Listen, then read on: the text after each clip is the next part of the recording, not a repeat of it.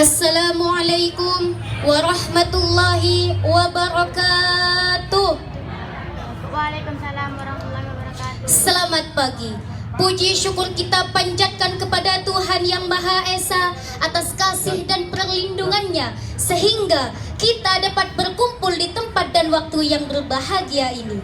Yang saya hormati Bapak Dewan Juri dan yang saya hormati para hadirin sekalian, dan tak lupa saya ucapkan terima kasih kepada Bapak Guru SMP Negeri 3 Ketapang yang sudah memberikan peluang hingga saya bisa mengemukakan pidato yang bertema anti korupsi.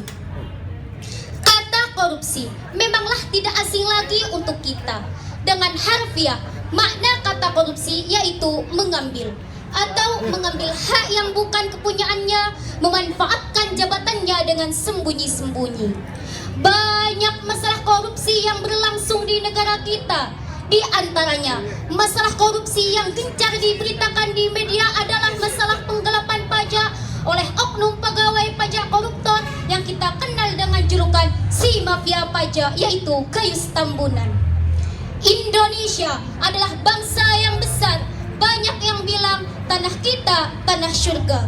Namun jutaan rakyat direnggut kesejahteraannya oleh para pemimpin yang korup, tikus-tikus bangsa yang selalu benar di mata hukum. Sejak 17 Agustus 1945, Indonesia telah merdeka dari penjajah. Tetapi ternyata udara kemerdekaan hanya diperuntukkan untuk segelintir golongan, bukan kepada rakyat kecil. Dikala bangsa-bangsa lain terus berlomba membangun industri, pendidikan dan infrastruktur negaranya, kita masih tergeletak lemah tak berdaya digerogoti oleh korupsi. Apakah sudah ada yang tahu sudah berapa uang rakyat yang telah dikorupsi oleh tikus-tikus di negara ini? Tidak ada yang bisa menjawabnya karena terlalu banyak saudara-saudaraku. Tindakan korupsi adalah kejahatan yang sangat bejat. Uang rakyat dirampas untuk memperkaya diri pribadi. Korupsi di negara ini telah merugikan rakyat dan negara puluhan triliun, bahkan ratusan triliun.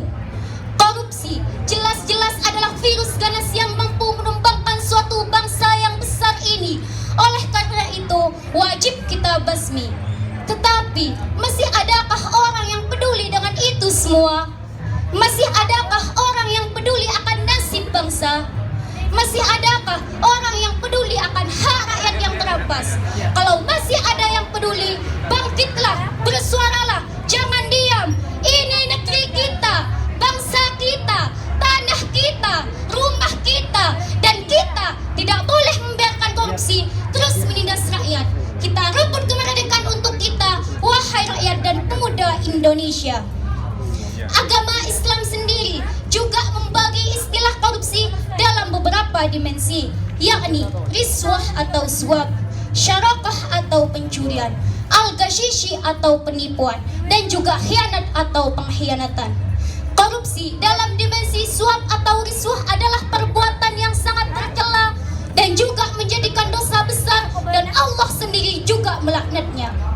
Syarakah atau pencurian, kalau dilihat dari etimologinya, memiliki arti sebuah tindakan terhadap orang lain dengan cara sembunyi-sembunyi. Kalau bicara soal korupsi, mungkin yang pertama kali muncul di benak kita adalah tindakan-tindakan di level pemerintahan. Misalnya, uang kas negara, penyogokan pemerintah daerah, dan lain sebagainya. Padahal korupsi juga bisa saja terjadi di lingkungan sekolah, mulai dari kalangan siswa, guru, orang tua, dan pihak-pihak yang terkait dengan lembaga sekolah. Beberapa contoh korupsi di sekolah yang bisa saja terjadi di sekolah antara lain: 1. Bendahara kelas menagih uang kas ke kamu, padahal kamu sudah membayarnya, tetapi dia ngotot menagih dengan alasan tidak ada catatannya, lalu ia memakai uangnya untuk kepentingan diri sendiri. Kedua, sekolah minta sumbangan atau pungutan liar untuk kepentingan sekolah atau biaya operasional, padahal sekolah sudah mendapatkan bantuan operasional sekolah. Aksi untuk melawan korupsi mesti ditangani dengan serius dikarenakan kita semua menginginkan korupsi negara kita. Karenanya, kita mesti berbarengan melawan korupsi. Untuk pelajar studi ditingkatkan, sikap diperbarui supaya bisa menjadi generasi yang tambah lebih baik dari saat ini. Demikianlah pidato yang dapat saya sampaikan. Kurang lebihnya mohon maaf yang tiada batasnya. Kalau ada pecahan kaca, jangan simpan di dalam lemari. Kalau ada jeleknya kata-kata, jangan dimasukkan ke dalam hati. Usikum binafsi bittaqullah, wallahu wafiq ila aqwamit thariq. Assalamualaikum warahmatullahi wabarakatuh.